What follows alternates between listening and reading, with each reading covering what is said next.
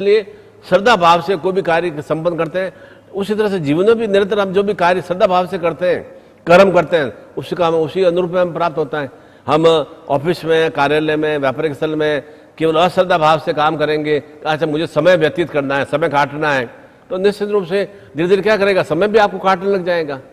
और ये प्रेम भाव से, आनंद भाव से नहीं, मेरे कार्य में अच्छी वृद्धि हो, मैं और अधिक अपने आप में सुयोग्य में बन सकूं और अच्छा नॉलेज से युक्त बन सकूं, तो निश्चित रूप से दिल से, मन से, श्रद्धा से कार्य करते हैं या कोई भी क्रिया करते हैं तो उसका हमें अनेक कोटि गुना हमें सुलाभ की प्राप्ति होती है। इसलिए पहले भी जैसे मैं बताया, क्योंकि प्राइवेट सेक्टर में क्यों अधिकांश जो भी व्यक्ति काम करते हैं वे ज़्यादा नॉलेज से ऊंचे हो जाते हैं। जो सामान्य सरकारी नौकरी में जो लगे रहते हैं वे को थोड़ा ज्ञान बुद्धि से न्यून हो जाते हैं।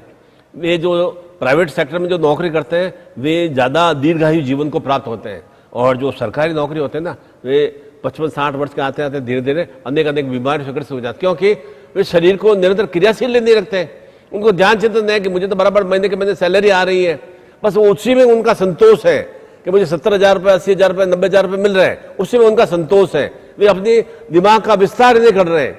दिमाग का विस्तार नहीं करेंगे तो उनके जीवन का विस्तार नहीं होता है, उनको जीवन में और अधिक सुख सुविधाओं का विस्तार नहीं होता है, उनके जीवन में और अधिक चेतनाओं का विस्तार नहीं होता है। और जो प्राइवेट सेक्टर में निरंतर प्रयास रहते हैं कि नहीं, मेरे को यहाँ 2 साल 3 साल के लिए मुझे कॉन्ट्रैक्ट मिला है, मैं किस तरह से अपने आप को और अधिक सुदृढ़ और मजबूत बनाऊं, तो निश्चित रूप से मेरा 3 साल बाद में कॉन्ट्रैक्ट खत्म होने के बाद में निश्चित रूप कहीं भी जाऊंगा तो मेरा ये बायोडाटा जाएगा तो मेरे को और अच्छा एक अपॉर्चुनिटी मिलेगी। तो वो निरंतर सुख ज्ञान से युक्त रहते हैं और संभव है कि इसी में मुझे प्रमोशन की स्थितियां प्राप्त हो जाए। इसलिए वे जो भी प्राइवेट सेक्टर में नौकरी करते हैं या व्यापार करते हैं वे अच्छी उच्चताओं को प्राप्त हो जाते हैं। और जो सरकारी नौकरी में रहते हैं वे एक सामान्य स्थिति में बने रहते हैं।